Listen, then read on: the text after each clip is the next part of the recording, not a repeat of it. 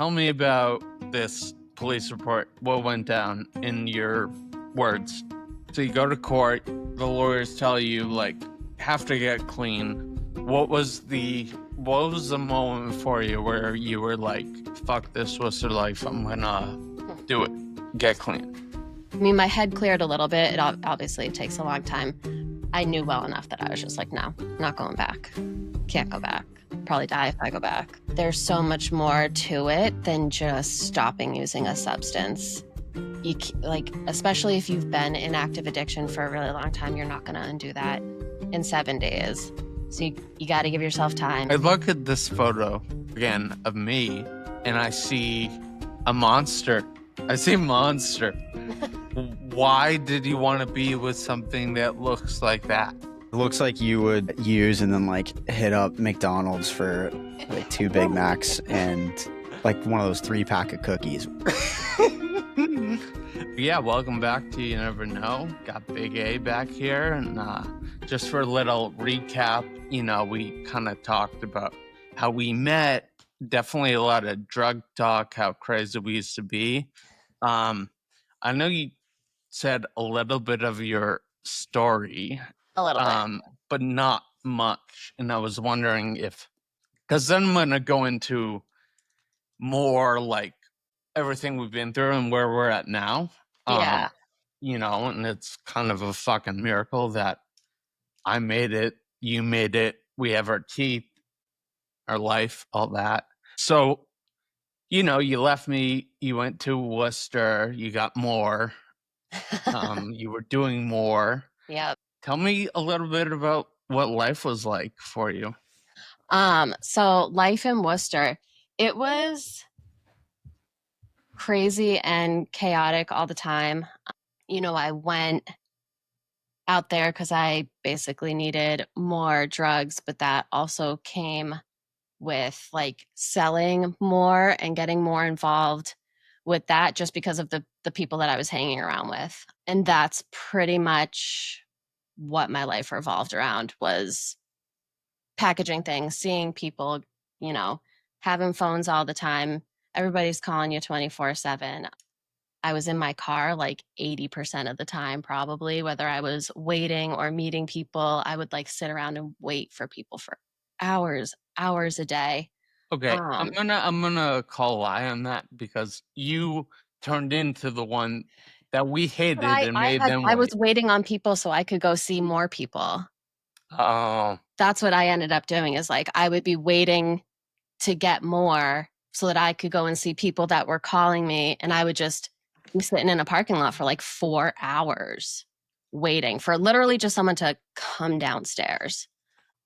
Yeah, and then I was really slow because of that all the time. Plus I got lazy at one point too, but it's exhausting seeing people all the time. But that's all my life revolved around. And that, like, the selling just increased, like the amount that we were moving, I guess, just steadily got bigger. And I like think about it now and I'm just like, who the fuck did I think I was? What did I think I was doing? I said it last time we talked too, but it's like I was around people that I had no business being around. I'm like a tiny little white girl from Sudbury. You know what I mean? Like I had no business being around these people and doing what I was doing. So I did that for like 3 years pretty much. And then I ended up... Did you have another job? Did you have a job? Were you in school? No. So while Jake and I were together, I got a massage therapy license. I was like kind of doing that for a little while. When I first moved out to Worcester, I was working, I think not Wellesley. Wayland. Westboro. Wayland, Westboro. I think it was Wayland. So I would drive from Worcester to Wayland, but that didn't last very long. So pretty much no. Your life was just... It was copious amounts of cash. Why would you bother? Right. Why am I going to drive all the way from Worcester out to wherever it was? Wayland. Didn't last very long. Selling became my whole life, my whole job. So it was just like counting cash, making little 40 bags like all day long, driving around. 3 phones, I assume, or 5 or 10? Two or three usually, 2 or 3 And they were just chirping all day long. all day long. And the dog used to take the phone and go under the bed with it. So like I would wake up and not know where my phone was, and it's under the bed with the dog, and I'm gonna have like all these missed calls. No good. What did you tell your like family you were doing? For a while, I told my family that I was still working, that I like was doing massage out at a Massage Envy or something that was out in Westboro, I think on Route 9. They found out who I was hanging out with very quickly because of family, Jake, friends who were like concerned. As soon as I moved to Worcester, my family got pretty concerned. They're like, what? Because I just like up and left. And I don't really like being a snitch, but you were in deep, girl. I know. My parents saw a certain police report and they were like, what is going on? We need to get you out of here. And you know, they tried, but I wasn't ready to do anything like that. So I ended up right back out in Worcester. So before we get to the police report, what did this like do to your drug use? Like, I know that we were using heavy, but I can Yeah. imagine it just went up and up and up, right? Yeah. I mean, it was just constant because I had access to pretty much as much as I wanted or as much as I needed. So yeah, my use went way up. Smoking that shit all day. Oh, yeah. Makes me cringe now. All right. So you're doing that. Tell me about like this police report. What went down in your words? Like When I got whatever. arrested. Yeah. So I was supposed to go and drop something off in New York later. This was Labor Day weekend. So I was like running around seeing people. I had one person left to see, and then I was supposed to go to New York for the weekend. And I was impatient. Traffic was starting. I was in a hurry. So where was I? I was in Auburn somewhere, and like an 18-wheeler pulled out in front of me, and I was pissed because he was slow. So I kind of crossed the yellow line. I was driving like an asshole, crossed the yellow line, and like was going to go past him, and then saw that there was a cop. So I went back in my lane, but I got pulled over. And the car wasn't mine. I didn't really know whose name it was in. So he's like, license and registration. I'm like, here you go. I'm like shaking. I'm like, you know, not doing so great. It's also like 90 degrees. It was sweltering hot, so I'm sweating. It was terrible. What year was this? 2018. So I'm like dying. Definitely. Yeah. Okay. Yep. And I had no idea probably where you were at this point in time. Yep. Honestly, no idea. So I got taken out of the car. They searched the car. Obviously, they Why'd you found get taken out? Was it just like because they were just suspicious of me. Oh, and they saw a black like plastic bag, like shopping bag, on the front seat, and they just thought I was sketchy. Like I didn't know whose car it was. They're like, is that "This where you girl." kept the weapons in Yeah, that black all bag? the weapons. No, that's where I kept the drugs. It was very silly. I was like so careless too. Just Oh, so the drugs weren't in the trunk; they were in the front seat. yeah. No, they were in the front seat. Careless, didn't care. Like not just personal use. No, nope. Everything that I was supposed to be dropping off. So yeah, got taken out of the car. Car got searched. Obviously, they found what they needed to find, and it was like 100 baggies, I think. And they weighed it out to 67 grams. So that sucked. I was in a holding cell for like 5 days because it was Labor Day weekend, and my bail was really, really high, and nobody could get me out. Nobody could get me out until Tuesday. What was the charge? Do you remember? It was a trafficking charge at that point. It was what it sounds like was going on. Surprise. Yeah. It's a speeding ticket. I don't even think I got any traffic charges. I didn't get lanes violations, nothing. They were like, get that. We don't care about that. It's probably a little irrelevant when Yeah. What was? Can you say? You don't have to say what bail was if you don't want to, and I can cut this. But like, what? It was 50,000. It's 50 grand. Oh, damn! And I don't know why. Maybe we'll cut this after, but I don't even know why it was that high because I really didn't have any priors.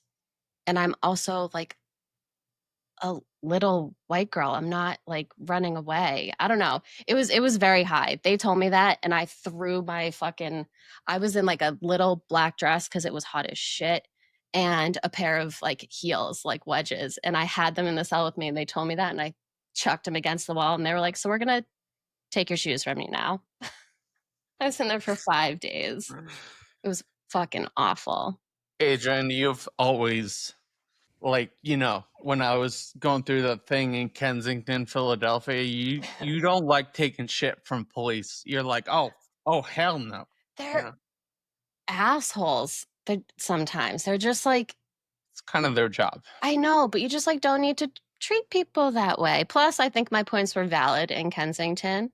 They got their white boy for the day and they were happy. Okay, so 5 days 5 days. you went through. So, but wait, Jake, did you know that it was? Did you know bail was that her bail was that amount of money? Of course, I mean, this isn't Okay. like she was like, like got It's caught so with a joint. stupid. It's like when you're trafficking, like, Sure. she was lucky she got bail. Like, what do you I mean? have no priors though. I was pissed. I was bullshit. They don't give a shit when you're trafficking heroin. They're like, oh, In the like, grand scheme of things, it wasn't that much. I mean, you're like, yeah. And that's why, that's why, Oh, I hate mean, thinking about it now because I'm like, what the fuck? so this is why I like went to your parents' house and had this conversation, because I'm like, I know exactly like the business model of what these people do. They're like, oh, let's get that little white girl to pick up whatever we need moved from A to B. Perfect. He was with me actually for a lot of it too, but Yeah, I know. But he's like, great, she'll be the driver. And I got no like one will 7 suspect false her. identities. And even if I get hemmed up, I'll be out in 2 days. It always amazes me that he got arrested under 2 separate names and in Worcester, and they never put the 2 cases together. Blows I my mean, mind. they buy social security numbers. I know, but you get your fingerprints taken now. You get your fingerprints Fingerprints, photos. taken. You'd Yeah. think it would like flag something And in it was both 2018 Worcester. or whatever. So I'm like, I how do mean, you guys not know that? this is the part of the problem with bureaucracy and multiple faceted agencies where they really don't. No idea. Anyway, okay. We're going way far left. So you get out Mhm. on bail eventually. Yeah. My Who bailed you out? my amazing parents bailed me out. It's nice I of owe them them. so much. And what did they say when you walked out of the jail? And I'm sure you were sick as fuck. I was so sick, and the holding cell in the courthouse was frigid. Like, I don't know what they were trying to do to us, but it was so cold, and I was sick, and I had a dress on. That's all I had on. It was terrible. Yeah. They want you to get pneumonia, so you just start talking. And I was like the end of the day too, like 3:45. I was worried that I wasn't going to be seen or that the bail office was going to close before my parents could get to them, and I was going to have to go out to like Chicopee for the night. And then I'm like, I fucking can't do another night. But I got out, and I really don't even remember what my parents said. We had to go back to the Auburn police station to get like my other bag, which they also left a baggie in my wallet. And I was overjoyed to find it because I was so fucking sick. So I was getting high in the police station bathroom while they were going downstairs to get my other belongings. It was fucking terrible, dude. Yeah, then I went back to my apartment and showered and got some stuff and went to my parents for a few days. Still using them. Yeah, definitely still using. Definitely still And- using. I had more when I got back to the apartment. I was getting high when I was taking a shower. Yeah. And in that time frame, was there anything in your mind that was like, time for me to like get clean and like not do this bullshit anymore? Or were you just like, I can't wait to get back to work. Fuck this bullshit. Thanks, mom and dad, for the $50K bail. My brain like didn't work that way, I don't think, at that point in time. I don't really remember like freaking out for a little while, and then eventually I did, but like right afterwards I was so focused on feeling better that I didn't think about any of the consequences. After that, I mean, yeah, I didn't really think about stopping, but I was like, what the fuck am I going to do? How am I going to get out of this one?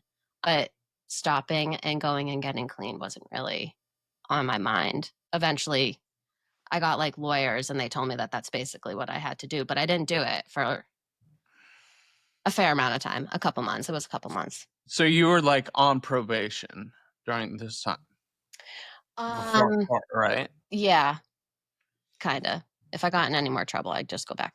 I'd go to jail. Yep. And were you dealing still? Yeah, I was doing exactly what I was doing before. I mean, I was at my parents' for like a few days, but yeah, when I went back to Worcester, I went right back to everything that I was doing. Was mom and dad kind of like, don't get in more trouble because Yeah. I like my $50,000 back? Yes, they were, but there wasn't really much that they could do. There We wasn't gotta really much get that we they gotta could get do. Mom McKell in this pod. Yeah, right. I want to hear what she was thinking during this She time. probably I'm remembers way gonna more reach than out. I do. Oh yeah, I'm gonna reach out. I'm gonna reach out. I don't know if she'll do it, but She kind of loves me, so maybe she will. yes.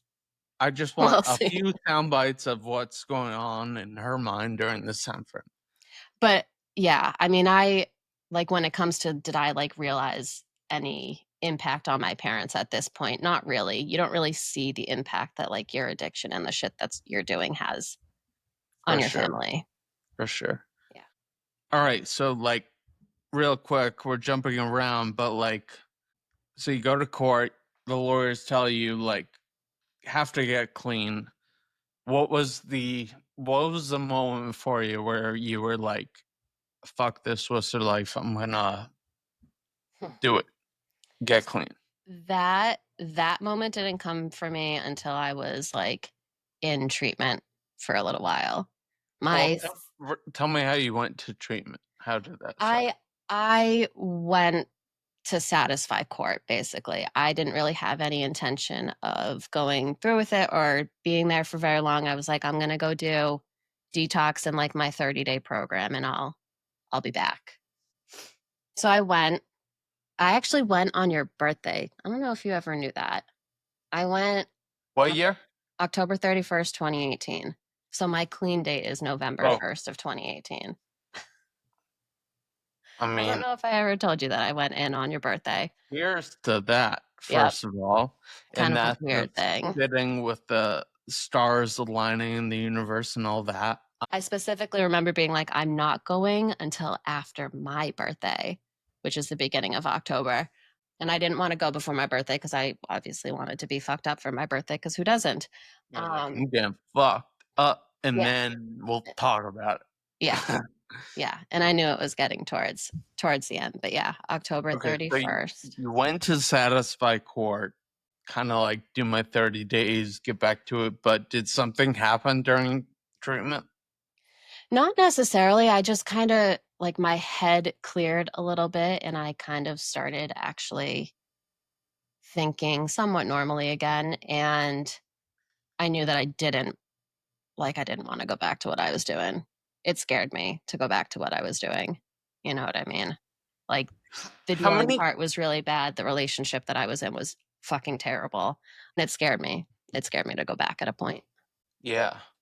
I'm just curious, how many days did it take for your head to start like thinking in a new, clear way? It was at least 4 weeks. I was in detox for a week and I made the decision to like not go back to Worcester and to like get rid of the apartment and everything 3 weeks into the 30-day program. So yeah, it was like a month. And I mean my head cleared a little bit. Obviously it takes a long time. I knew well enough that I was just like no, not going back. Can't go back. Probably die if Yeah. I go back. It's really interesting to think. I think about all the times we got dope sick together in our nice apartment. We could turn on the AC, like, detox it out. We both had an intent to, but we get to like day 5 of torture and we'd be like, one of us is like, all right, I can't take it, right? But it's interesting because I think you're right. I think it's like week 3 is when that like shift happens. Yeah. And one, it's just amazing, and that was a point that really changed the trajectory of your life. It could have gone a variety of ways. And and I know we haven't got there yet, but you like are RN, you've managed a sober home, you really like turned it around, similar but different to the way I have turned things around. And it's like, what is your advice for someone like, you know, I'm sure there's advice for someone who's still on the street dealing, using, but like someone that has the want and then gets to like day 5, day 6, and like jumps back. Like, what's your advice for those people? Give yourself some time. Give yourself the opportunity to change something in your life. People want it to be this like, oh, after, 7 days, I'm cured in detox. There's so much more to it than just stopping using a substance. Like, especially if you've been in active addiction for a really long time, you're not going to undo that in 7 days. So you got to give yourself time. You need some extra support and be gentle with yourself because it's difficult and it sucks, but it's worth it. And a lot of people, I work in substance abuse now. So obviously I see a lot of people come in who just like don't realize that they are worth like the time and energy to like allow themselves to get better. They're worth that time. Everybody wants to take care of everybody else, but can't take care of yourself. And Hard. and you and I know better than most how hard it is, like day 7, day 10, day 4, whatever. Like, it's just like when you say that, I'm like, totally like, You gotta give yourself time. and it's so hard. Like, I put myself back in that situation, and it's like, I don't think there's anything anyone could have said to me. And like, I'm somebody No. that gives addiction talks, and like, I had heard my story, someone saying it, and I'd be like, dude, but the sickness is so fucking bad. And I just like, and so like, that's what makes this like opiate shit so hard. But what you're saying, like, I totally agree with. I just like, I wish it was a better thing, Yeah. a better thing to say than that, because it is true. Addicts, you want everything like immediately. You don't have a pause. You can't wait for anything. And once that like thought enters your mind again of wanting to get high, you're impulsive and you just go. You got to give And yourself time. You got to get away from things. yeah, And the not other everybody can thing, afford to do that too, and it's hard. yeah, and the other thing is like, you could even say to someone like, but you don't understand, like, you will die if you keep doing this. And like, I'd be like, okay, but like, the way I'm feeling, like, sure, shoot me in the head, it'd be better. Yeah. People have died multiple times and they come right back and Oh, they I they know. got, they're using immediately after again. You and I never experienced an overdose. No. Very Well, thankfully we never experienced an yeah, overdose. probably because we just The drugs smoked are it. so different now though. People overdose Yeah, so yeah. much. But like, no, well, for what you're saying, it's like, I know these people who've been Narcan, or know of these people who have been Narcan like 18 times, and they still go back, and it's crazy. It's fucking crazy. Yeah. It's wild. Addiction is it's like so crazy. There's no logic. All right. Well, Is that what you do now for like, is that what you went to school for? So Like, I have an LPN right now and I'm working on getting my RN. I just finished school for that, but I work in a detox. I work in substance abuse and I just chose that cuz I like it. I like the work. It's challenging. I like it though. I just want to congratulate you for like going from that to going through a treatment to managing a sober home to working in a detox, becoming an LPN to becoming an RN, and like it's fucking amazing. Our stories are so different, but like it's so crazy how we were together for so long. We like we hustled. We were like in some ways the worst of the worst. Yeah, we didn't use needles, but so what? Yeah. Like Doesn't matter. and then like we had these different paths. We both kind of like rebuilt our lives and now we are where we are. Mhm. Mhm. It is crazy. It's wild to think about it, honestly. Sometimes I'm like, how did I even get here? But Yeah, I yeah, had that thought I bet this you have. morning I bet twice. you've had that thought a few, 2, 3 Twice. times. Yeah. Sometimes I wonder how you got to where you are too. I'm like, damn, dude. Because it's crazy. It's a crazy story. Like, it's just a lot. It's a lot. I'm gonna say cheers to you, Adrienne, of my cold brew. And there we go. I mean, Cheers. fucking cheers, virtual. a Gatorade, a cold brew, and a Yeti. Cheers. Look Yeah, at let's that! Look go. at Can that! knock somebody out with this thing. Clearly, this podcast is being recorded in the morning for those of you watching on video. It's not morning anymore. Well, they don't fucking know. It is the afternoon, and it's a Wednesday, and we all have we have normal lives. Mhm. So Well, I was I at the just beach woke all up. morning. It was lovely. damn. But really, congrats, and Thank now we you. can move on. And I just wanna.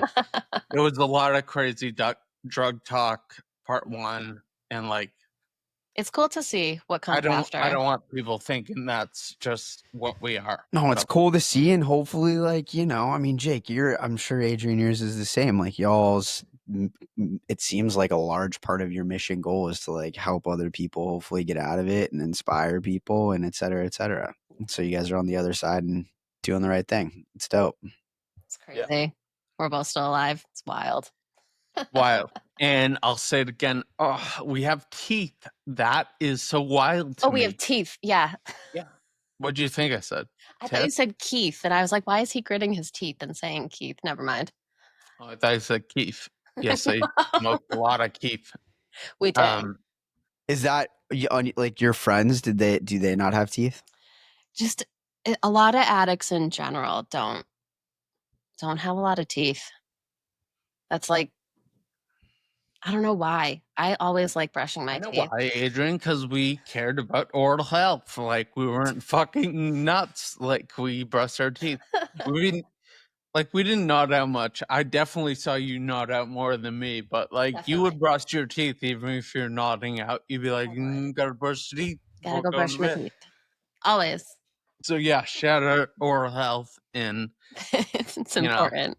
for those Do active. you want Jake? Is this a good? Should I pull up a couple of pictures of you guys from back in the day, And yeah, Oh God.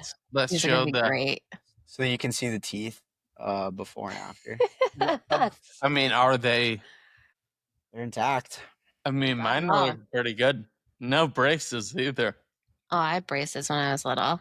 And not to mention, I went through like this locked in paralyzed state. I mean, Well, the fact that I've teeth with both things is what. And they're unfortunately, yeah, oral still care. pretty good, you know? Oh wow. Where did that one come from?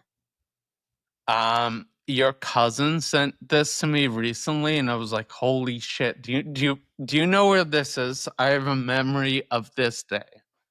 Skiing, Sunday River. Nope. But I'll give you one more guess, and then I'll tell you. Where else? I remember other pictures from This vacation, I think. There's a picture of me and my mom and my dad. I don't remember where we were skiing, though. Mount Tremblant in Canada. Oh, never mind. Not the same ski trip. Wow.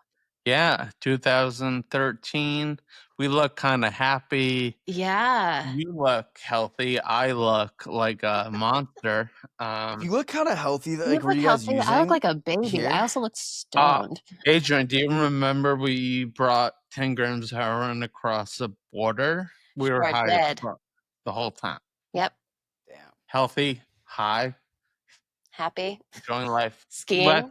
Let's you got more for us? Mm-hmm. Oh shit. Where was that? Um, Adele was there with us for this. Oh, I don't remember where this was. I see I got my phone in quick buy so I could slang a bag or two, just in case. What year was that? That was a long time ago. I don't know. Justin, do I look healthy? It looks like you would use and then like hit up McDonald's for like 2 Big Macs and like one of those 3-pack of cookies, which aren't good. But I think yeah, you I went think for I it. had 45 pounds in my face. Yep. Look at this. Look at this little Styling. setup too. Styling. Wait, what are you zooming in on? The cigarette or the phone or my Both. hand? Both. Just the combo. Just like how comfortable that looks in your, you're just, that's it. It's natural Well, position. Adrienne, how many cigarettes do you think I smoked today in this time period? Lots. 30 a day, probably? Maybe a pack to a pack and a half, probably. Yeah, that sounds right. Yeah. Adrienne, I look at this photo again of me and I see a monster. I see monster. Why did you want to be with something that looks like that? I don't ever think those thoughts crossed my mind, Jake. That's not. And you don't look like a monster. You're just giving the camera a real dead stare right there. The other one, you didn't look like a monster at No, all. he's a monster. He's a monster in this one. He's a monster. Just a bad shot. A fucking monster. It's just a bad shot. It can be a bad shot. Looks like a monster. It's fine. And Big boy. I look like Shrek. Big boy handle. Let's go. It's not only big, it's the whole thing. It's like, Jesus Christ. It's a rough time. I mean, but internally, I'm like, I'm the fucking man. Oh, man. I wish I knew what year that was. Yeah. I have to look. I probably You can brought find up out. that Adele was there. Did Adele take that photo? Yeah, definitely. And then there's a photo somewhere else of me and Adele. And I wish I still What had were that we sweatshirt. doing? Why I am don't I know. wearing a sports coat? We were out in Boston somewhere for something. I did, Justin, you called out, like, did you always wear collared shirts? And I did, like, no, when I was chilling, But when we were going out, I like getting dressed up. Mm-hmm. Now I'm way too lazy for that shit. I hate it. It's not very comfortable. No. Definitely not comfortable. Okay. That was a blast from the past there. Yeah. Fucking monster.